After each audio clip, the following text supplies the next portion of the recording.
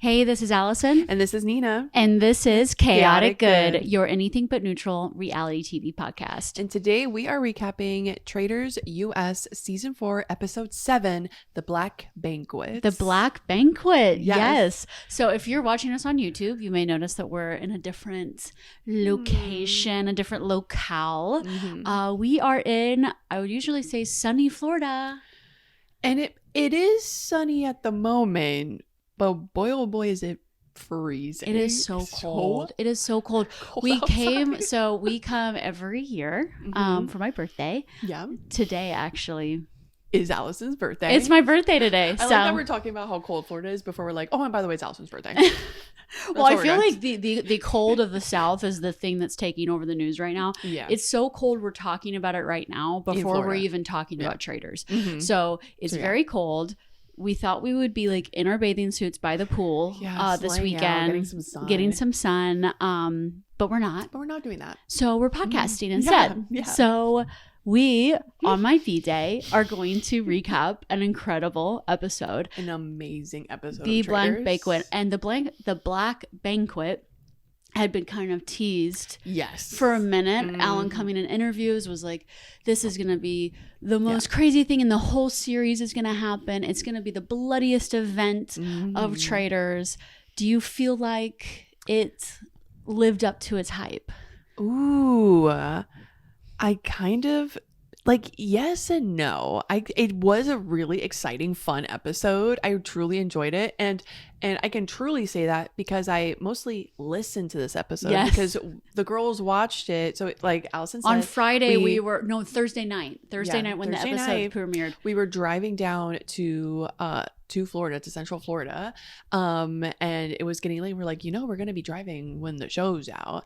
And thankfully the girls like had an iPad, and I was driving, so they had it playing, and I could kind of like take little glances of it, but I was mostly listening to this audio version, and it was still I will say, as audio in an audio medium, still very exciting. Oh yes. So there were definitely moments in it that I was like, oh my god, what did he say? What did he do?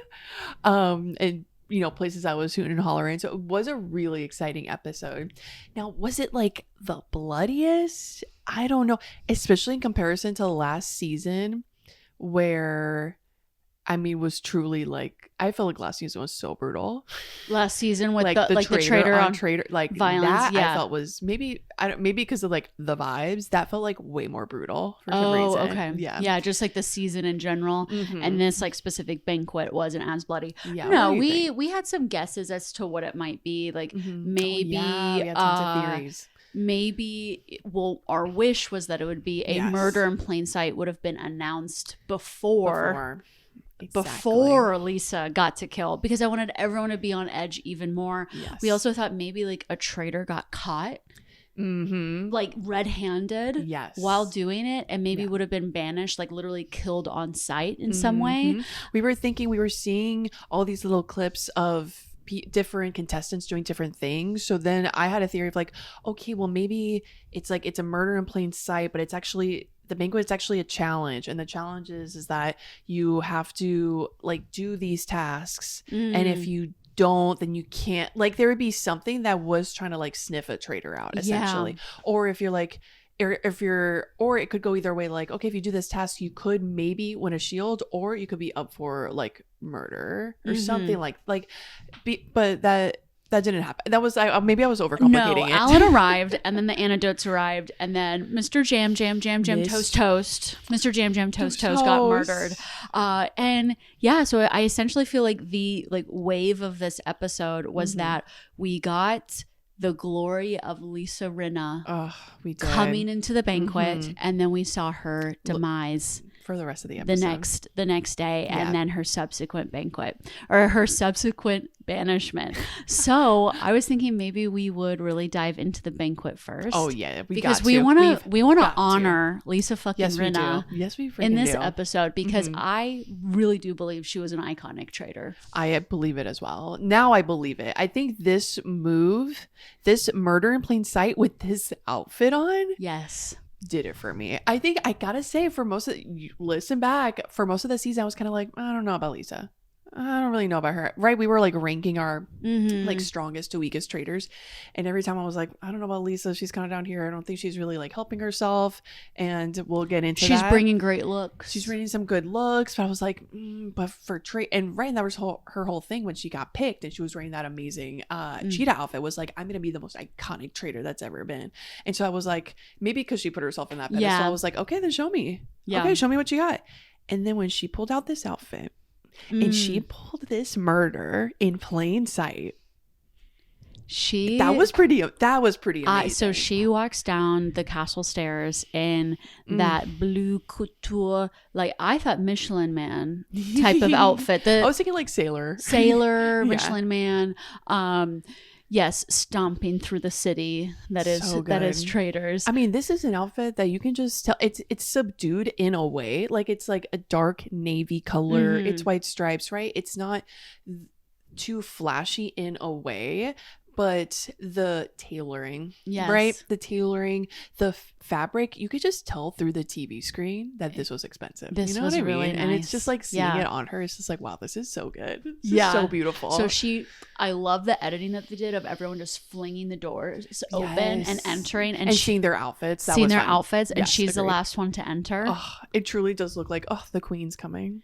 And the queen has entered. One thing that I really thought was special about the banquet too was, and Lisa especially, is that she had this glimmer in her eyes. She had this intensity. Which Jam saw. Jam picked up on. And if you guys are Survivor fans and you watch Jam season in season 44, a way that he got to the end and won is that he could pick up if people were like turning on him or with him, against him, alliances, because he looks them in the eye and he looks for that twinkle. And he said, wow, your eyes, you're giving me intensity that I've never received before. And it's like your eyes are shimmering, they're glimmering. Yeah. And I'm like, Jam. It's a warning. Watch out, it's a warning. But of course she plays it off so well because she's like, I mean, this is fashion. This is where I live. Which I also agree that's probably why she was shining so much, was because she was wearing that amazing outfit. No, that's the power that an amazing outfit can do. So she is at the banquet and she gets that murder done so quickly, so fast, to the point where, I mean, obviously they edit it so we don't see, which was very fun. I gotta say, again, listening to it, I'm like, who was it? And it's like, we don't know who it is.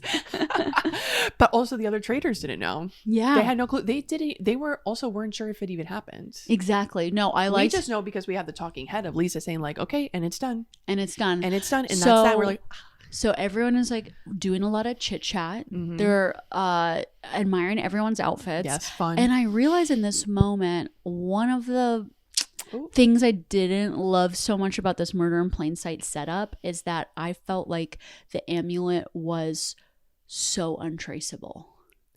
Because everyone is wearing these like crazy outfits with lots of accessories. And I don't think anyone had, someone's accessory on their planned outfit, on their designated outfit. Like it's not one of these props that have been set out, like the tarot cards or the sitting out turkey or the chalices and everything. It's just like, it's Lisa's amulet, or it's Lisa's it's like, her brooch. It's part of her outfit. Yeah. Eric had a brooch. Candace had headpiece. I think that made it so. And it's one of those things when you're just doing chit chat before like the real event starts. What are you going to comment on other than people's outfits? Yeah. Like that's the chatter. Yeah. And I just think it just was it was very, very easy for her to do this. Gotcha. Like it wasn't maybe as hard as we thought, especially since they were purposely given this amulet during the most like fashionable night of probably the whole season. Exactly. So they also exactly, that was probably the idea of like, everyone's gonna be dressed up already, so what can we give them? This I would amulet. Like to see something, but you wanted something that's more obvious. Something that's more obvious. Something you didn't like the turkey? You didn't think the turkey was obvious? Honestly, if it was the turkey, that would have been so funny. That would have been really whoever funny. Serves the turkey, you know, something like that. Or like one of those like king cakes, like from Mardi Gras, where it's like, I did find the baby in my bread. Why? What does that mean? What does that mean? Ow. Because you killed. No, I was hoping for something a little bit more obvious because I felt like this was just so easy. I mean, it wasn't detected at all. Even like, maybe, who knows, maybe future episodes, maybe something like that might come up, but not in the entire episode. Like, nobody's clothing was brought up. Like, nobody. Nope, that was never caught up. It was literally just the food and the air kisses. So Lisa is like, I could go for Colton because he's coming for me, but that would be too obvious. True. So she gets in a little convo corner with Jam, Kristen, and Natalie. Yep. And we know that the ploy that she gets to get people not to know about her amulet is she acts as if it's like poking her. Ow, ow, ow, ow. Like, and then, oh my gosh, I think it's come undone. Perfect. And then that was so good because I was one of those people that I'm like, I don't know if she's gonna do it. Like it felt too obvious to, even though we just said that it was pretty tame to give an amulet during like such a dress up day, but even I was like, but like, what can you to not get caught later on, I guess. How could you like, oh, I know it's such a pretty amulet, isn't it? Do you like my brooch? Oh, Jake, do you want to? I know it's so expensive. But no, I thought it was pure genius the way she did that. That was capital A acting. Yeah, to me, that was very good. Yeah. And I remember our first immediate call was like, Kristen didn't do it.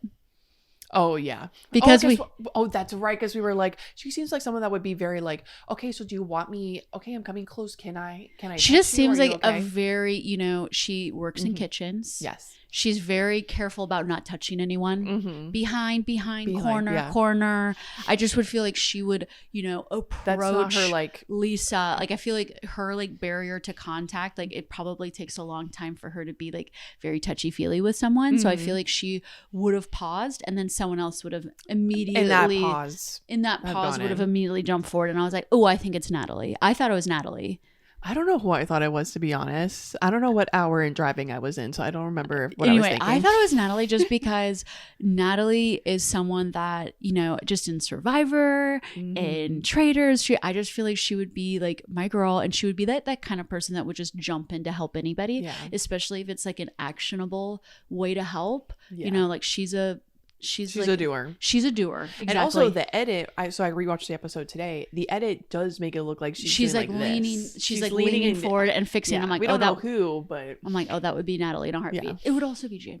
It would also be Jam. Yes. Oh, and another thing I wanted to say about the amulet, right? That beautiful, almost like maroon or like deep red, diamond encrusted amulet is that I saw that exact same amulet when my girlfriend and I were in New York City last weekend. Yes, because we also need to welcome Nina back to the podcast, because last week our BFF Tulsi, who is also here for my birthday weekend, she subbed in as a wonderful guest host. So thank you, Tulsi. So good. I loved watching the show. I know you're watching this now, Tulsi. You were so good, and now we have Nina back because she was in New York City. Just gallivanting around the world. New York, Florida. Yeah. Where is she? My girlfriend and I, we were at a show, and so it was before the show, we were just like getting ready in our seats, people shuffling in, and it's freezing here. It was freezing in New York City. So we're all taking our coats off, and there's this man just like a couple seats down from me, takes his coat off, and he has the amulet. He has the exact, like, it looks exactly the same. I mean, to the point where I felt extremely comfortable. I was like, we're in theater, I'm gonna make a scene. Yeah. We're in theater, I'm gonna make a scene. And I'm immediately like, don't touch that amulet. And he knew what I was talking about. Is that funny? Like he's like, oh yeah, I know this. And because I told him, I'm like, how the heck did you get that? I truly was like, do you work on Traitors? Like, how do you have that amulet? And he told us it's actually a brooch that he wore for his wedding like 3 years ago. And he got it from a costume designer based in the UK. So you can get your own amulet like that. There are at least 2 of those amulets in the world. At least. And Nina saw one with her own eyes last weekend. Arm's length away from mine. You didn't touch it though. No, of course not. Okay. Girl. Well, she's here with us today. She would have been killed in New York City, never to be seen again. Yes. Oh my God. So at this point we just know that a murder has happened. Yes. And then Alan arrives. Oh, he looked kind of scary. In this look with like the bejeweled eyebrows and the dark makeup. Yeah. He had his henchmen. I wrote him down in my notes as leather daddies. Leather daddies. Yeah, he brought the leather daddies from what's his club in New York? From Club Cumming. From Club Cumming. Club Cumming. He recruited a few leather daddies. Yeah. Just like, hey, y'all just want like a free trip. Want to just come to Scotland and just like wheel off another like daddy. Yeah, just do like what you do at the club. Just give out drinks. Just give out some shots. Exactly. Just in Scotland while you're wearing like a cape over your head.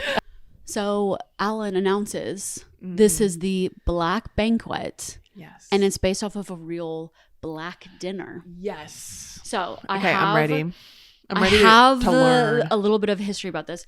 So it did happen in 1440 in medieval Scotland. Wow. So, and essentially how it's phrased is the principal heads of the Douglas clan were invited to dine with King James II, and then they were executed. So when I was picturing this, I'm thinking of like grown men. Yes. Like grown men of a Scottish clan coming to dine with the king under the pretense that it is peaceful, and then they're killed. Oh no, I'm scared. When you read into it, it's children. No. It's like teenagers. It's teenagers. It's teenagers because King James II, when he became king, I think he was 6 years old or younger when he became the king. So these like other powerful people were essentially like his stewards and in charge of the kingdom. And so this Scottish clan that was in the south, the Douglases, were like the rival clan, and they were like the main rival to the king. And so they invited the two sons, like the two like heir apparents of that clan, and they were, I think one was 16 and his younger brother children. Okay. And King James II was also a teenager at the time when this happened. Wow. So Hunger Games. Yeah. Truly. And I'm just thinking like, oh, it's probably that would, and it sound I'm picturing as if it's like these young boys may have had like a really nice time together and a nice dinner. Because I don't know if King James II even knew what was going on. It was probably his consorts just being like, "Oh, we just thought we should invite these people. It would be good. It would just be good to like pal around with them." Yeah, It's like, okay, cool. Oh my gosh! And these are like boys my age, and supposedly there's different stories and stuff, but supposedly like a black like ox head was put on the table as like a symbol of death, and then they took the two boys to like a fake like mock trial where they like, you know, made up some charges for them and then executed them. And supposedly King James begged for their lives. Wow. To keep them alive. But then the stewards killed these two kids. Yep. Wowza. Yep. And that is what inspired the Red Wedding of Game of Thrones. Yeah. Wow. Jeez. No, I'm sure there's Scotland is no joke. Yeah, I'm sure there's several stories of that. I actually kept reading like the Wikipedia article. King James II would then, when he like fully reached, you know, being like a full king, he would then his main feuding his entire life was with the Douglas clan. Still, at a later point, he invited another person of the Douglas clan under pretenses of peace to his castle, and he stabbed that person 26 times. Wow.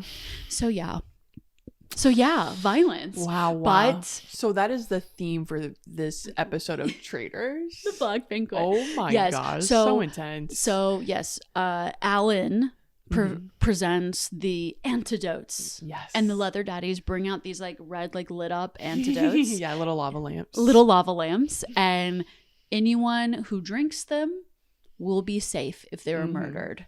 And you can choose amongst yourselves on how to do it. What did you think about this twist? I thought it was fun. Because I did want to see them like fight a little. I want to see some paranoia. I did want to see what they would think up as like, what strange thing happened today? I was so curious little did I know it was going to be the turkey serving.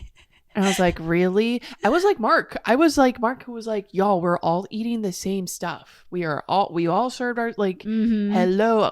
But it's Tara's so like, I never would eat meat that's just sitting out. I would never eat meat, and I would never eat meat that's just sitting there. And I didn't want it, but then like, I'm sorry, me, Dorinda, but you forced it on me. And they're just like, what was it? She's like, I'm a natural server.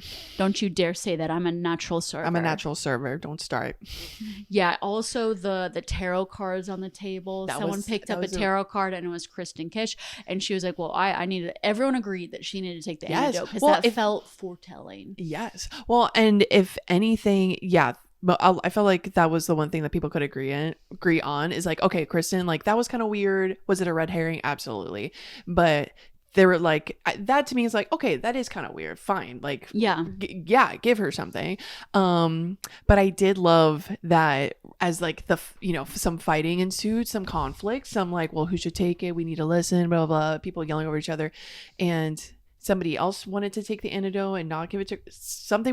There was a kerfuffle going on there. Yeah. And again, more people were like, no, Kristen really, and Kristen was like, I'm not going to fight her for that. I'm not going to fight her for the antidote. I don't do that. Nope. No. And I was like, that's right. She doesn't. Natalie, that's right. She doesn't. Natalie was having a little freak out. Yes. Natalie was having some fight or flight. Yes. And it started from like the serving question. Like did you notice that? Like someone just asked like, oh, okay, did someone serve them something? Or maybe it was Natalie who said like, oh, was anyone served anything?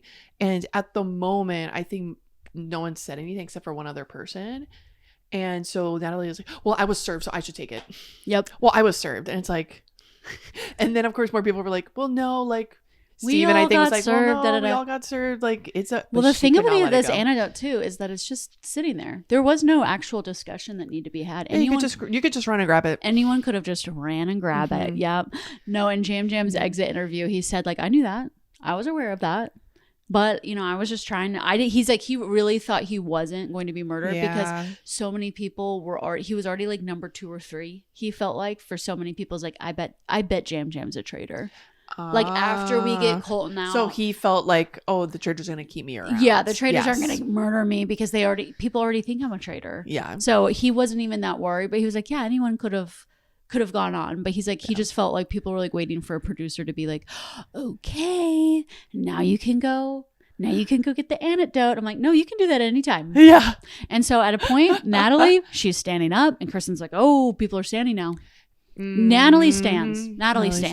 And Natalie got the anecdote. Yeah. And Kristen. And at that point, we were like, in that little cluster that Lisa said were her targets were Natalie. And Kristen. Is that wild? And Jam Jam. So it's like, okay, if 2 out of 3 people have taken the anecdote, like that's not looking good. Oh my gosh, that is not looking good for like chances. Did they save themselves? Although I was like, even if they saved themselves, they still have no idea. It was Lisa's amulet, so she still would have gotten away with it. But unfortunately, no. Jam Jam Alan starts pacing the table, and then he goes, "You have been murdered," and points at Jam Jam, and then the leather daddies come out, and they like, it looks like they're like rocking his chair. They pull his chair back, and he immediately names Lisa. Immediately, Lisa kissed me. Lisa kissed me. She didn't just kiss. She didn't air kiss. It was She kissed me. And did you hear him say, he's like, she kissed me. Housewives don't kiss. Housewives don't kiss. She kissed me. Did you hear that? Yes. I was like, okay, I guess that's a thing. I guess because of the lip combo. Don't want to get your lip combo on your girlies. Yeah. And just the drama of that white boa. Oh my God. Just being like slushed around. It felt like I was watching like a mobster getting like taken away by the feds. Yes. That was like, it was so dramatic. It was so fun. I don't know. I maybe Jam Jam has some like hurt feelings. Because usually the murders happen at night. And we don't see it. And we don't see it. All we see is breakfast the next day when they go, oh, darn. Oh, should I like them? And then we see them like reading their letter and it's done. And they eat their salmon and they go on their day. So this was fun to like rattle them a little bit. Yes. And I love how he got to say a parting word. I love that too. As they were carting him away. I like that too. Because I was a little, I wish the murder in plain sight was a little bit more challenging, but I did like the anecdote twist, and I did like that the person being carted away to their execution could have named their executor. And wow, finally the faithfuls are listening. Hi. He finally named someone correctly. Yeah, it was based off of a kiss, not of an amulet. And that is where we see Lisa. Yes. She was on peaked. such a high. She was on such a high, and then then from here, low, downhill. Yeah. So the next day, we get into, I just named it Traitors Breakfast. Yeah, pretty much, because it's the first 3 people in are the 3 traitors. Exactly. So they get to chit chat a little bit. So that was nice. I'm so glad they did that, because it's like, yeah, I want to know what they're talking. Like, yeah, they need to talk. Like, need to strategize. No, and Lisa made such a correct point. She's like, wow, I had to do all the work there. Mm-hmm. And Rob got to sit back and do nothing. Instead, exactly. All he did was like swallow eggs whole, like the python that he is. That's right. And so they're sitting at breakfast, mm-hmm. and essentially Rob feels like he's getting ganged up on. Oh my God, this baby. I can't with this guy. People love this guy. Again, maybe it's like we know too much. And we know Love Island. We know this guy. But I'm like, oh my God. No, because they're like, Lisa points out like, hey, you really didn't have my back at the banquet last night. You didn't have my back, because he named Lisa at the banquet, and he was like, sounds good. He was just sitting back quiet at the round table. He votes for her, and she's like, wow, why don't you have my back? He's like, well, Colton's my best friend, and it would be Colton's weird. My best friend. I was really close to Ron, so it would just look really weird if I voted for them. Mm-hmm. Mm-hmm. And I believe this is when like Candace starts talking about, like, this is a game about like relationships. This is a game about relationships. But this relationship right here, the Traitors, is what takes precedent over any other relationship. And he didn't like to hear that. He did not like a woman telling him that. No, because he is a bros before host. We have said this now for several recaps. Mm-hmm. We've said this since even before the show started. We even have a YouTube video, Beware the Rob Roush Spell. Yeah. Because we have been telling y'all this from the beginning. Mm-hmm. And now it's just... that he's a snake. He is a literal snake in the grass. Yes. And honestly, not even. Like, it's very out there. Yeah. It's actually quite obvious. And... what did I write down? It's like, oh yeah, so like talking about like relationships, it's like, oh yeah, like Rob doesn't do relationships like with women. He doesn't. We saw that on Love Island. It was very clear that he could just like not, and that's why he got voted out. That's why, or he was banished there, if you will, because he didn't have any strong relationships with women. Mm-hmm. However, his buddy boys, his bros, that's why that's partly I think why he was on the show for so long, because they like kept him around. They like kept voting him in for so long because he was BFF with the guys. Mm-hmm. I mean, I do have to give him a grain of salt, because it's like, am I a girl's girl? Yes. Do I love hanging out with my girls? Yes. Would I protect them at all costs? Yes. Would I let boys go and be like, bye? Oh, I'm sorry. Oh shoot, sorry. I guess you gotta go. I guess you gotta go. So it's like, the bias he has, I also possess. Mm-hmm. It's just I see it. We all see it. We all see it now. So yeah, and I guess this thing of like people loving him so much, and I'm just like, no. I think he's an incredible traitor, though. I agree. So I agree. If people love him for his skills in the game, sure, I totally understand that. But understood. But people that are fully out here like, that's my boyfriend, I love my boyfriend on Traitors, I'm like, no. If that's the worst. Great traitor, horrible boyfriend. Do you see what I'm trying to say? Here? It also made me think what the dynamic would have been like if there was another male traitor. Would he also be so easy to sell them down the river? I think he would have even earlier gotten the female traitor out. You think? Yeah, absolutely. Even faster. Faster, absolutely. Oh, that's dark. That's so dark.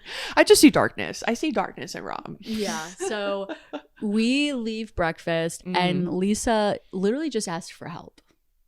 She says, hey, can you help me at breakfast? She was like, can you help me? I put my neck out on the line for you guys last night. And now if my name gets brought up, you guys need to defend me. Candace says, I got you, girl. Mm-hmm. And Rob says, good luck. Good luck. Truly. Yeah. But the issue is that Lisa feels like when she's leaving breakfast that it's a Lisa versus Natalie fight. Yes. And doesn't really I don't think fully grasp how much it's actually a Lisa versus Rob fight, because at the breakfast they're talking about how Natalie kind of overdid it, and maybe that's evidence that she's a traitor, because maybe she wanted to take the antidote. These are semantics that I will swap out. I've actually written anecdote in my notes several times instead of antidote. I know. I wish it could just be like serum. You know, like just the goo, the goo. Plasma, the ectoplasm. Yeah, the lava lamp. Like, give us something else. It's the all lava too lamp. much. And Natalie does a very good job. I think Natalie has her little freak out in the beginning of the episode, but then after that, and then redeems herself, and then does a really good job. Yeah, saving herself. I would say saving herself to a point. I think she's gotten the traitor stink off of her. 100%. Which is a very hard thing to do. We actually just got our little pact, which we'll get to. And also, like she said, an angry Natalie is the best Natalie. So she comes in at breakfast very apologetic. Yeah. And I think that's the perfect way to start. Yes. And then when they are leaving breakfast, Lisa, Natalie, and Tara are sitting together, and that's when room. Natalie has a little mess up with her words. Yes. And she's like, yeah, and that's when we murdered. No, I'm sorry, that's when we banished. That's when we banished. Because they were talking about gamers, and they were talking about gamers. Left. Yeah. And exactly, she's like, well, we already murdered. Exactly, but we're already killed. We're already murdered. And Lisa was like, thank you, I'll take that. Exactly, and she kind of ran with it. Did she run with it? I mean, not as much as I think she could have, but also it's that thing where at this point in the game, that's just not strong enough. I don't believe that's strong enough. Like, two faithfuls have been banished that also said we. So Portia had the we slip up. Also, Michael Rappaport had the we slip up, and they both ended up being faithfuls. Exactly. So yeah, it's just not enough. Exactly. Which I'm like, Natalie, if you're paying attention, like that could have been like such an easy save as far as like, if someone had if it was like really pushed on her at the round table, I think Natalie would have been like, several faithfuls have said that and they have been kicked out, so you would be getting another faithful out. I also was surprised that Lisa, I just thought it was too thin. I also was just like, was surprised that Lisa didn't keep going for Colton. Yeah, because it's like he was last banishment. She says, Colton, you are a traitor, and that's what I think. And I feel like that consistency would have made her look more faithful. Because one of the things that I feel like was so smart that Natalie said at the round table was that I think the only reason you're coming on to me is to get the heat off you. Exactly. I don't Which, think if you look at Lisa's history, that would look like that. Not. Exactly. So. And that's another reason why I think Candace is doing well in the game right now. Yeah. Because she's sticking to consistency. She said, I don't vote for housewives. Exactly. And she did not. That's at right. the round table. Amen. And we'll get into the vote that she did on Rob. We will get to that. Yes, girl. You go, girl. Yes. But I also wanted to bring up, so the reason that Tara, Natalie, and Lisa were like in a separate room. First, it was just Tara and Natalie because Natalie pulled her aside and was like, hey, I was a little rough yesterday. I'm so sorry. I did have, like, let me explain it to you. I had a freak out on the last gamer left. And Tara was fully like leaning into like, yeah, it truly actually makes me think that you are a traitor. The way that you were freaking out like that, it's like you wanted to keep it away from the faithfuls. Like she was like and I'm like, as I was watching, I was just like, girl, you did the exact same thing. You were freaking out too. And your freaking thing was just that you got served turkey by someone. Yeah. Like, are you serious? I kind of want to. And maybe Natalie was thinking that too. And she had to be like, maybe felt like she had to be like cool, calm, and collected because this crazy little like cheerleader was like gonna get in her way. But yeah, that's all. Like, I'm like, Tara, girl. Yeah. That's why now you're fully just straight on that it's Natalie because you were freaking out. What like, can you not? Anyway, I was just like, can you not see the humanity? And again, I'm like, girls, hey, do you want to stay? Would you like to stick together? That'd be nice. I also feel like, or tell me if I'm wrong. I feel like no girls are sticking together this season. Not really. Like, I don't see a strong Candace and Lisa. Yeah. But that's it. Like, I don't really feel like. So Tara is like with Johnny. Okay, like, remember a couple seasons ago, what was it? The Bambi Brigade. Oh yeah. I miss the Bambi. I want to. I miss the Bambi Brigade. No, I feel like, yeah, we definitely have some pairs. I actually started mapping them out. No, Johnny and Tara are definitely together. Oh, yeah. Kristen and Mark. Kristen Kish and Mark Ballas are a pair. Mora is anti-Dorinda. Yes. We realized later this episode. And Dorinda is anti-Mora. And Dorinda is anti-Mora. Yeah. Dorinda, I think, is close with Candace. Eric True. is friends with everybody. Colton and Rob are a pair. I also feel like Steven is kind of a friend to everybody, kind of in the same Eric Nom position. So that's a little preview of some of the relationships that we'll be talking about today. So, yes. I believe at the time of breakfast, Lisa had a chance of targeting Natalie, and Natalie would have gone out that night. There was a chance. However, someone else was being put to work, and that was Rob. Yep. And it was he really, truly took that as like, oh, you don't think I'm working? Don't you worry. You think I'm just sitting back doing nothing? I'll get to work. Wait. Just you wait. Yeah. It was bad. But yeah, keep going. I feel like we got so many great, like, true interesting logic nuggets this week. And I've been thinking for seasons of, like, how can you be a better faithful? Like, how can you be the kind of faithful that does find a traitor? He is benefiting because he is a traitor. Yeah. And he does actually know what's right and wrong. But I do feel like some of the tools that he was using to convince people that Lisa was a traitor were pretty good. So he's all about take the emotion out of it. The emotion out. So after breakfast, he says, anytime two people have a different version of a story, someone is lying. So at the Black Banquet, Jam says, Lisa kissed me. Lisa says, immediately I says, did not kiss him. I did not kiss him. Someone is lying. Why would Jam lie on his way out? He's already murdered. He's already out of the game. He's already out of the game. We know he's a faithful at this point because he got murdered. Yeah. What incentive is there to lie?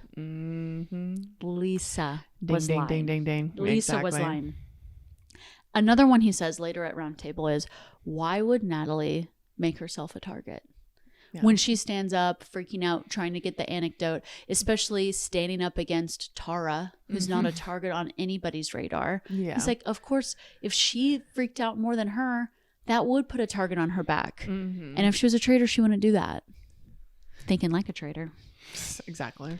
So, no, I just think Rob did a really good job of this tactical way of almost like in a very logical sense figuring out what is making someone a liar. Exactly. It's interesting. He also said that he initially didn't want to be on Traitors. Oh, really? No, he supposedly he was contacted a couple times to be on the show.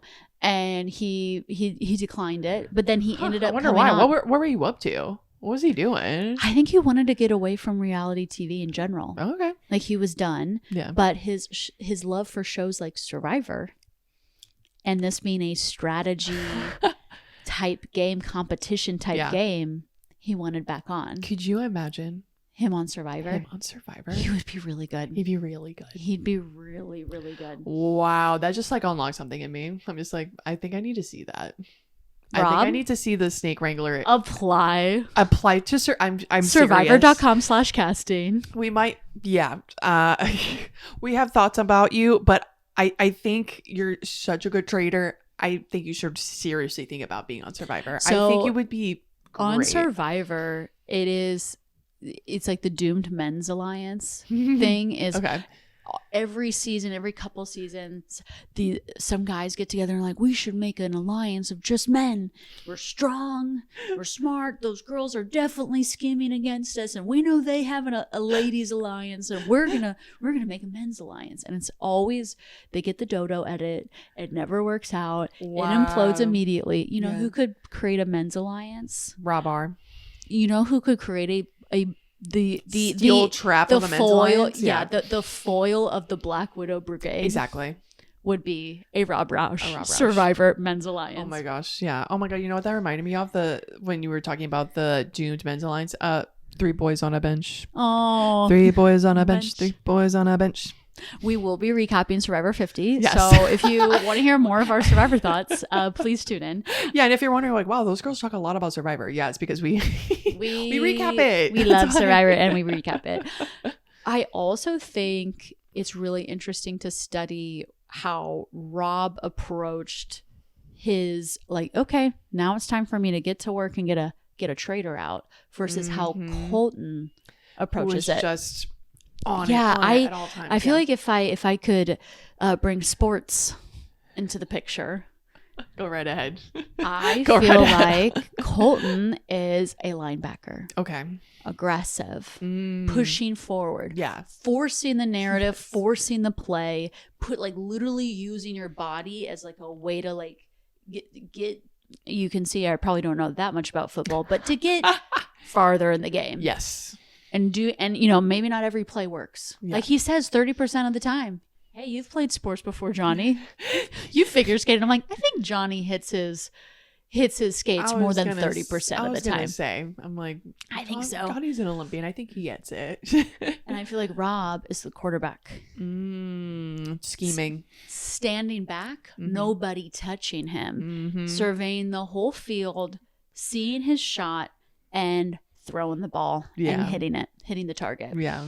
Making the plans, seeing people see it through. Yes. And getting all the glory at the end. Yep. So that is how I see it. No, it's like Colton wants to scare people into confessing, and Rob wants to use logic to catch a lie. Well, and his strategy is also, yes, he's been this guy that doesn't talk a lot. He wants to be, his character that he is taking on is that when he doesn't talk a lot, but when he does, he's someone right on the money. To. Exactly. So then it becomes this thing, right, where he now has twisted this idea of like, oh wow, that person's really quiet. That's weird. Why are they so quiet? They're scheming. That's weird. He has turned it into like, oh, he's quiet because he's like, oh, that's because he'll speak actually when like he's got a good idea. He's got like something worth saying. He has MacGyvered that, like, what would you call it? Like stereotype or archetype of someone in this show that's quiet, which in the past has always been bad. That has not been a good thing. I also feel like he is one of the most gamer-like players, but he has this Love Island disguise. Exactly. Because if he was a Rob sister, coming into the game and Ian Terry, normal-looking guy wearing a suit, looking good, looking a little too smart, looking a little too strategic. Exactly. Just because of your past, because of your age, because of what you're wearing. And Rob gets to come in. But his overalls like, I'm just a guy from Alabama. I'm just a country guy. Just rap. I was on Love Island. I haven't made out with anybody yet. I'm surprised. And he is pulling the wool over everyone's eyes. Yeah. I do wonder though, going into next week, it was interesting at the end of the episode how Colton approaches Johnny and he literally is like, well, you see, I just aggressively go for someone and about 30% of the time it hits. So I have another guess. I think it's another guess with nothing to like. I mean, and also tell me if I'm wrong. Commenters, tell me if I'm wrong. Like, what did Steven do? Like, did he have anything to back up? Something really crazy happened. Was it the turkey again? No, Lisa put her gold in Steven's. Oh, that's right. Okay, we're getting to it. We're getting to the challenge in a bit. Oh my god, I forgot about that. Yeah. Oh yeah. But he named Steven as his next target. Yeah. And so off. I'm thinking, I don't think Rob wants to go for Steven. No. He wants to go for another traitor. He probably wants to go for Candace. He's seen blood. I know, but I wonder if that's a good move for him. We'll get more into it soon. But yeah, I see it's interesting seeing Rob and Colton to a romance, truly. And we see this in the challenge. So in the challenge, it is challenge. Getting heavy gold up a hill. Yeah. But the gold is essentially like gold painted rocks. And what you start with a backpack that Alan so graciously has put in like five rocks in there. And then you're supposed to like gun it to the top of this mountain, and on the way there's different ways for you to get more gold. And I think there's somewhere like the rocks are just like on a pedestal, you can just grab them, but of course if you're the first one there, you can just like grab all of them.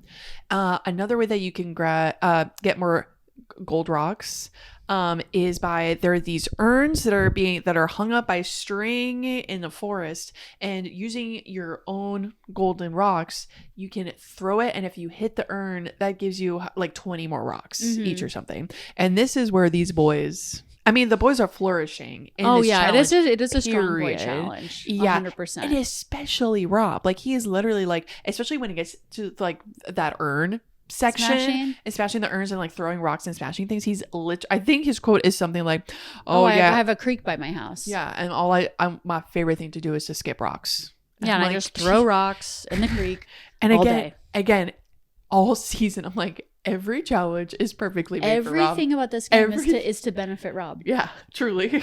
Everything. It's Rob. Okay, so while this is happening, we're seeing the boys flourish. And actually, I want to say him and Colton actually really focus on throwing the urns. They've got good aim. You can get so many rocks just by doing this and then just running up the hill instead of like, I guess maybe taking like more detours. And so there's a point where it's just the two of them. They're holding their heavy backpacks together, and Rob says, dude, I really need to get that dagger. I really got to get that dagger. I cannot let some dumbass who's not going to vote for Lisa get that dagger. That is what he says. I was like, I think obviously I didn't catch it when we first watched it in the car. And I almost didn't really catch it when I was watching it again today. I rewound it because I'm like, that's no, first either. Yeah. Cause I'm like, did he actually say, like, is he so, we were just talking about how like low and like and how quiet and people and think like, he's like just very nice and respectful and stuff. Yeah, but no, when he's in a huff and a puff with his boy Colton, he's like, oh yeah, like I want to get her. He's fully like, we need to get her out, and any dumbass that's voting for that's not going to vote for her, we need to block. Like, we can't let them have this dagger. Yeah. So that's Rob for you. For all those people that are like, oh, I love Rob, that's my boyfriend, that's Rob. That guy that's like exactly huffing and puffing, like wanting to get his way, being like a little kid, like do what I want. That's him. Just want to put that out there. And we also see his true colors after Candace puts a vote on him too. Oh yeah, we do. We'll get to it, but yeah. So then Colton even takes his backpack. Exactly. They're like, I got you. It's like, you. But I feel like do you feel like that's also Rob like using Colton again? Just like, oh, this is so heavy, but it's okay. It's okay, man. Like, oh my God, so many rocks. Ugh, am I right? But like, no, you keep going. And Colton's like, no, man, I got you. Oh man, I can help you. He's kind of giving, do you remember of Mice and Men? He's kind of giving Lenny a little bit. You know what I mean? Can you describe that reference? Oh my God. I don't know. Well, I just remember Lenny just being this kind of like, he's a character in this book, and he's just kind of like a really big, strong guy, but kind of like a little bit of a dum-dum. And unfortunately, he's often like used by the other characters in the book, and that's just kind of how I felt. Yeah, I would say I wouldn't be surprised if Rob was like using him. I could see Colton has gotten not a lot of love from everybody out in the world since he's been playing. Not everyone has been enjoying his gameplay, but I bet he is a good friend. I bet he is. He is a good friend too. So I did feel like this is showing you another authentic side of Colton. Is Agreed. that he is the type of person, if you are on his side, that's a big asterisk. If yeah, exactly, he is the type of person who would do anything for you. Anything for you. I agree. With I that. also think Rob's favorite friendships are anything that is the path of least resistance. This is the way he lives life. So friendships that are not hard and benefiting and easy and nice and good. That is what he's all about. That's all he wants. Yeah. That's all he wants. And if there's any sort of any need for communication, for confrontation, any like back and forth, he's not interested in that. He's not interested in that. No. Not benefiting him. He does not care. So this challenge, as we just said, yes, these boys were dominating this challenge. You know who also dominated this challenge? Natalie. First freaking girl Natalie. up the hill. First person. First person. Period. Up that hill. I think maybe I didn't write it down, but I think it was like Alan being like, I think I see a survivor coming, and then we see Natalie just like hoofing it up there, just like these rocks in her back are nothing. Yeah. That was very galvanizing to watch. I have to say, that was very fun. Yeah, there was an opportunity for people to combine gold. Yes, if you didn't have enough rocks and you knew for a fact, because it was something like it was like the top 6 people could almost like battle it out, if you will, to get this dagger, advantage, to get this advantage. The main person has like, there is like a top spot, but anyway, it was essentially like six people. Top six. The top six people. So if you're looking at your rocks and you're like, I know for a fact I'm not going to be in the top six. Exactly. It benefited you to maybe like look to see like, okay, who am I? Who's going to help me out here? Or who do I trust? Is there someone that you wish was in the top six that people would have pooled their gold into? Another lady would be nice. Yeah. Is that so crazy? Is that such a crazy thought? I don't know. Maybe someone like, again, I really like Kristen. I feel like she's very methodical. I feel like she would be someone I would have liked another traitor to be in there. Oh, really? Yeah, because that's right. I think that's right. No, you're right.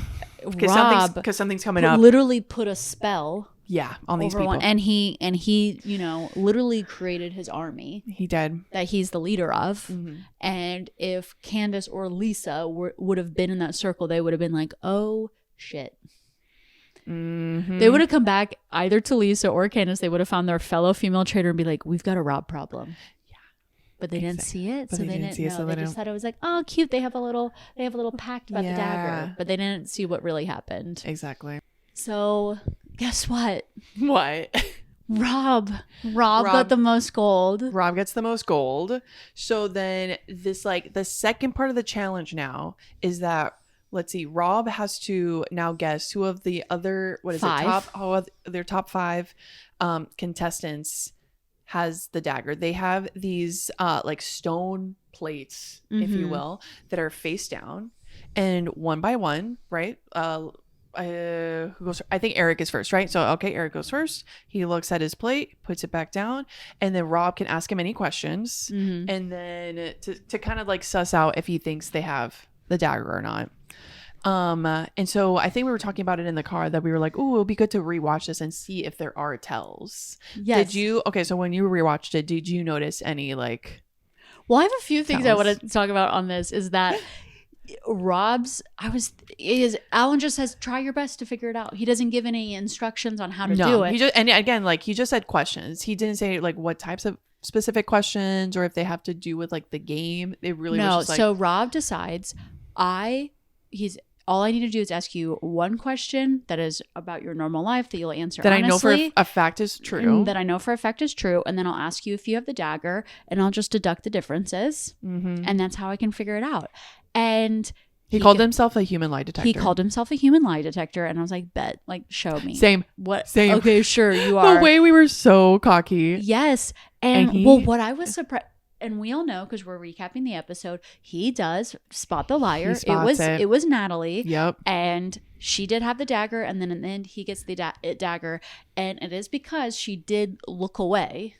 Yeah. She did have a towel that she was lying. However, what I am surprised about is why didn't any of these faithfuls, if they lift up their towel, they see they don't have a dagger, it is in their best interest that I just don't understand why they didn't act like they were lying. That's what also struck me the most, that all the boys, I'm telling you, all the boys were fully like, I'm not lying. Like you could just these faithfuls are so obsessed with their goodness. They're so obsessed with their honesty because that's what they're defending all the time. But sometimes you don't want this person. You want this person to get it wrong. You want it to not get in his hands, or maybe they do. I'm like, we can't get it in his hands. I think they do. I think definitely the boys do. The boys, I think. I mean, if you watch it, the boys are so adamant about like there'll be time like Rob will just be looking at them and they're fully like, don't have it. I don't have it. I don't have it. Can I trust you? Truly, I do not. I bet the woman does. I'm telling you, even at the end where he's like has to make his decision, right? And maybe it's just the way they edit it, but it does look like all the guys are totally like, oh man, like they're yeah. Meanwhile, Natalie's fully like, yeah. So it turns out Rob I think it was a spooky moment because essentially he proved he can look at least these 5 people in the eye and know if they're lying or not. And those are people you want to keep close. And those are the people you want to keep close. They're all faithfuls. That's genius. And so when they are about to enter the castle again, they literally have a hand pact. They all put their hands in a circle. And he pulls this classic, amazing traitor thing, which is like, hey, I'm a faithful. I've got nothing to hide. I have the dagger. I want to prove that I'm a faithful. So I'm going to tell you I have the dagger. Okay. But I think it's in all of our best interests. If we don't tell anybody who has the dagger, it's going to put a target on our backs. You know, if we say who it is. So I'm like, oh, so your back. Got it. Yeah. So it's going to be a target on your back, not my back. I don't have the dagger. Yeah. But it's on yours. Isn't that interesting? But somehow this is all of our problems now. The fact that you have an advantage. And also I thought in this whole thing of like, I want to tell, and I feel comfortable telling y'all, I trust that y'all are faithfuls. I just feel, and I'm like, why is no one like, why are you so trusting? Why are you so trusting that I'm a faithful? Well, I don't know you. Like, we're actually not that close. Like, why are you so trusting? And it's like, oh, because he's a traitor and he knows you're a fact that we're faithful. That's why he's so comfortable with y'all. And of course, I'm saying this as someone watching the game, but I just thought, I'm like, again, this is just like genius moves. If we were reality stars and we were playing the game, we would have definitely seen Rob's season of Love Island. That is true. No one's seen this season of Love Island in the castle except Maura. Exactly. And she's like, he's my friend. Exactly. She doesn't care. She's like, anyway. Yeah. Another hottie like me. Like, we're an alliance. So okay. I do wonder how far this Dagger 6 is gonna go into the game. I know, because for all of Colton's already targeting Steven. Exactly. Yeah, exactly. This I feel like, I wonder if it's more than other seasons. I don't know, but this group of faithfuls is a very wishy-washy, very loosey-goosey. Very loosey-goosey. Maybe that's also why I'm feeling like no strong like women alliance, because there's not really a strong alliance anywhere except Tara and Johnny, really. Tara and Johnny, and Kristen and Mark, sure, they do like each other. It's been mentioned. But maybe I need to look back. Not actually, big, I don't know if they all vote. Block. Yeah. Because Johnny tried to form that faithful cluster of 8. Yes, he did, and it immediately disintegrated. Yeah. Yeesh. So they get back to the house. They're scheming. Candace is trying. Yes, to girl, get things putting in. She's putting in the work to save Lisa. But it doesn't go that way, because when we get to round table, I love the as people were getting into round table, Lisa being like, Survivor fans kind of freak me out. Like, Survivor players kind of freak me out. But hey, I've survived 8 seasons of Real Housewives. That's right.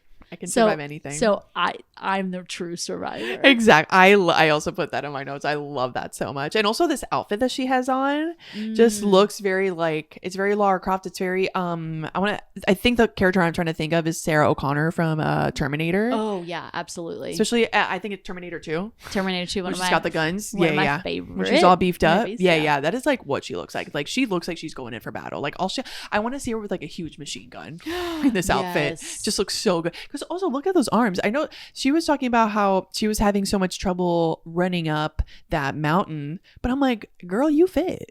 You fit though. Like, I'm looking at your arms. It's okay. You look very this strong is not to fit. Okay, count me in. How? You don't even want to see me. Yeah, you don't want to see me without a sweater on. So they get to the round table, and Natalie also says in our talking head before getting to the round table that the angry Natalie is the best Natalie. Exactly. And we are so excited to see it. I was so pumped to see this. So Lisa starts off at the round table to share her bit about how Natalie said the we. And people take note of it. But I feel in general earlier in the day, I feel like her strategy the whole season has been to bring things up, agree people, but not be too flashy, too intense, because that puts a target on your back. Yeah. But at this point, almost her like lack of flashiness that puts a target on her back. Yes. Exactly. And maybe you were going to say this, that I think she maybe put too much onus on switching people's minds at the round table instead of like getting people together, getting the word out beforehand. Because we've talked about how we do believe that people do make up their minds at the round table more times than maybe we would like. But I think she was maybe Lisa mentioned in the car, and then she mentioned it in the kitchen, but she was actually prompted Yeah. To say, they're like, oh, are you going to share what you told us in the van? And, right. Yes.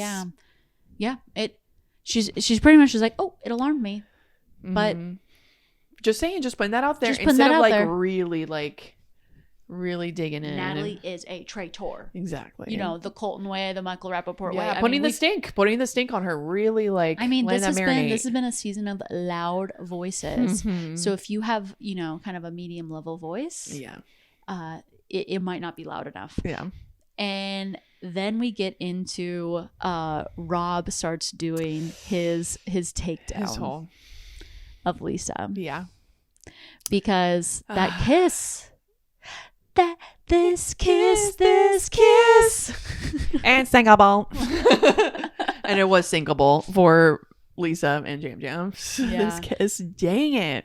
Because I was surprised that Lisa, when people kept asking about the kiss, I thought she could have defended herself better. Yes, way more. She could have just been like, yeah, I kissed him. I kissed everybody. Kissed everybody. Oh, I gave you all of y'all here. Like, I wasn't paying attention if it was an air kiss or a real also kiss. Make them say it, because I think that's also another thing that you have to do on the round table. Like, okay, when she kind of did this when she brought up like the whole like Natalie slip up comment, like being like, Tara, you heard it, right? You heard it. And having right, you know what I mean, like having someone else like verify it, right, I think is super important. And that's what she could have done. She could have like looked people in the eye, in those scary big eyes of hers, and been like, yeah, I kissed you. Do you not remember kissing me, like, or like me kissing you? Do you not remember that? Like, I feel like people would have been like, oh yeah, you're right, like, oh yeah, she did kiss me, like we did air kiss or whatever. But she just heard I just kissed. I kiss people. Why I kiss people all the time. It's like making it just like more vague and abstract. It's like, no, Lisa, like, you literally need these people to like say the words that you did, like air kiss. I kissed you, right? I kissed you. Like, make it so that there is no difference between an air kiss and a real kiss. Sometimes it lands, sometimes it doesn't. Exactly. I just lean forward, and maybe I lean forward a little bit more into Jam Jam and I kiss him. But I think I kissed everybody here, right? I don't remember if I air kissed or real kissed. I am. Maura being like, I think. It's leaning French over here, but like a lip combo. Yeah. That she's like, you know, I remember thinking that I don't want her to kiss me because I don't want her lip combo on my face. Yeah, and Rob, then he's like, he drops it. He's like, you guys have to take the emotion out of it, okay? Which I feel like Rob is very good at. Oh yeah, absolutely. Yeah. And he says, out of everybody here, you don't know exactly if someone is a faithful or a traitor. You don't know for sure. Yeah. But at this point, we know for sure that Jam Jam was a faithful. And so whatever he was saying was coming honestly from him. And his final parting words was, it was Lisa. Said it was Lisa. And then she denied it. And if there's two people saying claiming a different story, one is lying. But I didn't kiss him on the cheek. But why would he lie? And he decides that he does not have to use his dagger, the two extra votes, because he's going to save that for when people are on to him. I thought it was also interesting that Alan announced it before the voting. I thought so too. I thought it would maybe be something kind of like a Survivor thing where it's maybe a little bit more hidden. Yeah, so people could definitely change their votes. Exactly. Once they realize that someone has extra votes. That someone's going to be playing a dagger. Yeah, I wasn't into that. Or I guess we'll see how it like plays out in the season, but I wasn't into that. I'm like, no, keep it secret. Keep it secret. I mean, does Rob have it? Yeah, of course, but do I want him to have more of an advantage? No, but I don't know. I just want to see these reality TV people have a really good faces. And just like their shock face. Yeah. Not Eric because he's an angel, but someone like Maura. I guess I'm thinking about someone like Maura. Yeah. And so when people are reading out their votes, the only person besides Lisa votes for Natalie, but the only other person is Tara. Yeah. And everyone else votes for Lisa, except Dorinda votes for Maura. Yeesh. Talk about a throwaway vote. Oh my God. And Candace. It gets to Candace and she says, oh, okay, so I came in thinking I was going to vote for Natalie, but I've heard her case And I really do not think that Natalie is a faithful, because Natalie did an amazing job. Isn't a traitor. Isn't a traitor. Sorry. Yes. Isn't a traitor. Because Natalie did an amazing job. She made so many. She made so many great points against Lisa, and she's like, and I also don't think Lisa is a traitor. So I'm gonna do this throwaway vote on, and she flips it over. And it's Rob. And it's Rob's name. And this is when our car lost our minds. We screamed. We were screaming at the top of my heads. And I mean, this is so crazy. That move is so crazy. Do I fear it might bite her in the ass? I do fear that. I'm scared for my girl. I'm not gonna lie. I loved it. It's part of me loved it. I was like, that is so crazy, Candace. If the person that does the death conga can pull this, I really do believe that. I do believe it. I think a few things for her. So I think on the tippity top level, it's a petty, not petty. It's just like petty. Yes. Petty, but in a way that I don't mean it. I don't mean it in a slight way at all. No. Of the sense that, you think you're better than Lisa and I? Exactly. How old are you? 27 years old? Yeah. Like, you think it's impossible for someone to write your name down? Don't you worry. It was very easy to do it. You don't think you don't think you can be a target? No problem. I can start that right now. Mm-hmm. And is that going to tank my game? Let's see. I guess Let's see. I also think it's good because if Rob then targets her in the coming future, exactly, it's essentially planting a seed that people could then like do the backwards, breadcrumb traces, being like, interesting. So the time when Rob really spoke up, he got Lisa out and she was a traitor. Yay. And then he really spoke up about Candace. Mm-hmm. Interesting. I think it's gonna make him second guess if he's gonna go directly for Candace. Interesting. Yeah, I think. I hope so. I think it was a smart play. I hope on her part. I hope the next episode, gives her enough time to. I also think it shows. So the way going. that Lisa was not consistent, the way that she didn't mention Colton at all in this episode, but the day before she was screaming Colton's name from the rooftops, and then she was screaming Natalie's name. She just would scream whatever's name was the way that the wind was going that wasn't against her, because she was probably worried that if she started getting up in Colton's face, he would then bring it right back on her. Yeah. So I think Candace doing a hashtag throwaway vote on Rob made her look more consistent in that I never thought Lisa was a traitor. Yeah. And I'm very careful about voting for a housewife. It's not really something that I do. Yeah. Unless I'm really convinced, then I wasn't, because it was just about an air kiss. Like that's not enough for me. So that's true. I also thought it was I wonder if her thinking is also not voting for what am I trying to say here? Like, we're getting to the end of the game, and so kind of putting the focus on other faithfuls. I guess like getting in the faithfuls like best interest. So right, I think she maybe saw like, okay, Natalie, she obviously knows is a faithful. Yeah. So it's like, maybe if I do this thing for her, she could maybe get more on my side, and then it's almost like being on like the right side of the vote. She's like, well, I didn't vote Natalie. Like, right. It's like, she didn't vote Lisa. Okay. That could harm her. But it's like, but I didn't vote Natalie, who I know is a faithful. So, you know what I mean? So like not like purposefully not getting a faithful out either. I don't know. I felt I could kind of see she's trying to find a new middle. Exactly. Because it's not with Rob anymore. Nope, it's not. So she just didn't. Yeah, I think on a personal level, she didn't want to vote Lisa out. Yes. And then on a strategic level, she also put Rob's name down. Yeah. And so after so this is when Lisa gets banished, and she starts like crying a little bit. She starts tearing up. Yeah. She gets on to the podium, and she says, I am the most iconic, legendary traitor. And her sachet away. Oh, it was so good. So good. Ugh. And her talking head just being like, I am so grateful and so happy for this experience. Yeah. I've had the chance to really be myself on camera again. And it was really good to see someone have like the experience that they came onto Traitors to have. really have. Yeah. And which is like hopefully a good time. Obviously it's stressful. And it was happy tears.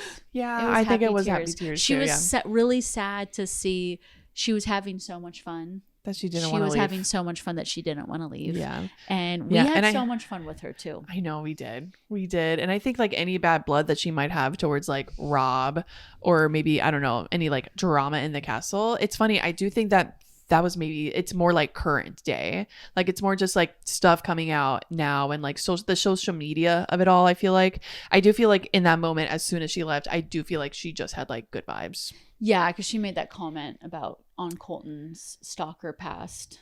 Yeah, and that was like kind of recent, right? Yeah, that was like a couple recent, days ago. and I'm just like, I don't. Yeah, this is this. See what I mean? Like then we had the socials into it. We had some time, and I'm like, oh no, why are we souring this? Yeah, I've really enjoyed watching this season, and it's lots of chaos, lots of drama, but then some of the conversations and the rhetoric outside of the show on social media, it's dark. It's dark. It's not fun. It's supposed to be a fun show. It's supposed to be a fun show. Yeah.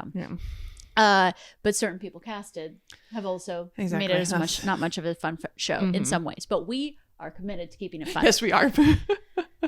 So Rob has had a vote on him, and him in the talking head says, you are going to write my fucking name down to hint to everybody that I may be a traitor? Oh my gosh, girl. Why would you do that? And he's like, he's pumped up. He's really upset. Like crunching his fists together. Like he is angry. The real Rob. He's seeing red. Yeah. He's coming for Candace. And Candace. Oh yeah. Oh, we have a snake on our hands. And this Christian woman in me is clutching her pearls aghast, but the bad bitch that is Candace is ready to play the motherfucking game. That's right. So she is coming for Rob. And I wonder, I was telling you this earlier, I wonder if I have a guess that next episode, neither Rob nor Candace are banished. But I think it's going to be one of their top soldiers. Yeah. So that is maybe gonna show like maybe which of their alliances are stronger and how if one of them is maybe gonna be weaker in the coming episodes after that. And I think Candace has no reason to not just go full on Rob.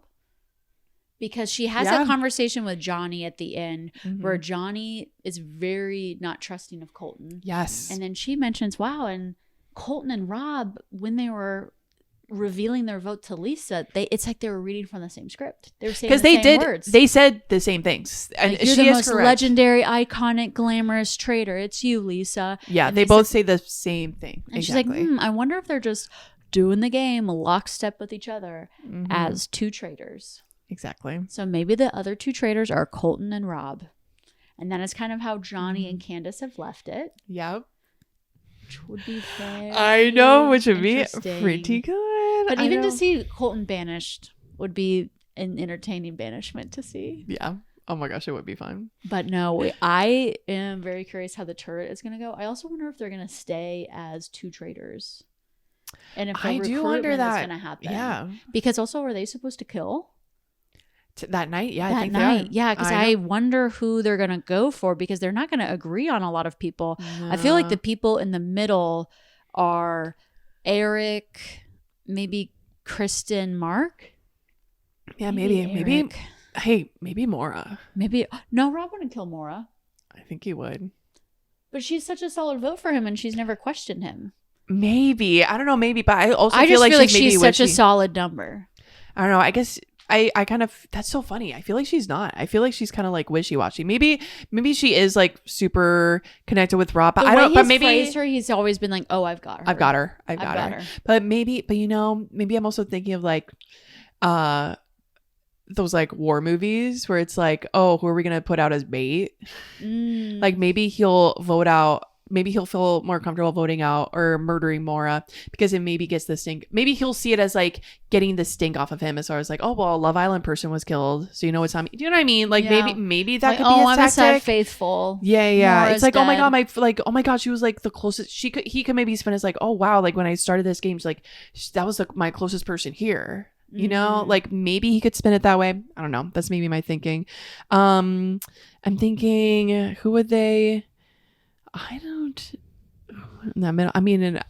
sorry, Eric, but that's the one I'm leaning to. As far as like kind of maybe like most random, most because I know Candace would not allow for Johnny, Tara, Dorinda. I feel like those people are people she would say. Well, yeah, she needs Tara's curling iron. We've talked about this. Yeah, we have talked about this. Tara's going to be alive for a long time. Yeah. And I think they could convince Dorinda back in their court. I think so too. Yeah. So maybe Eric's going to go. I know. But so we end, yes, with Candace and Johnny talking about Colton and Rob, which we're very excited about. But we also end with Rob, I think, in the kitchen talking to people, being like, yeah, I mean, wouldn't it be crazy if it was all housewives in the turret full of housewives? Mm-hmm. Because so he's also planting the seeds. How Candace went to defend Lisa. It's like, wow, it's what they say. Candace, like, housewives never vote for housewives. Isn't that interesting? And spinning that as like, what if it's a whole turret full of housewives. So he also is planting the seeds. No, like Candace is planting the seed, and so is Rob. They're both working hard. Ooh, yeah. Oh yeah. Again, Rob heard that. I wonder if he truly heard that. I was like, okay, I'm gonna need you to work hard. I'm gonna need you to do something. He's like, oh, I am. Oh baby, I am doing something. It's just not gonna help y'all out. So it's gonna be the Survivor or the Snake. Our Natalie Survivor's still green. Yeah, she's still going. It's going to be the Snake versus the bad bitch. Ooh. Who's it gonna be? Who's it gonna be, people? I'm nervous. So thank you so much for joining us for our recap on Traitors episode 7. It's my birthday. Yes, everyone say happy birthday to Allison in the comments. You can also send us an email. Yes, we are at hi@chaoticgoodpod.com. You can also text us or leave us a voicemail at the phone number on the screen right here. And just follow along, subscribe, and let us know that you're loving the show. All right, y'all. I'll see you later. Bye. Bye.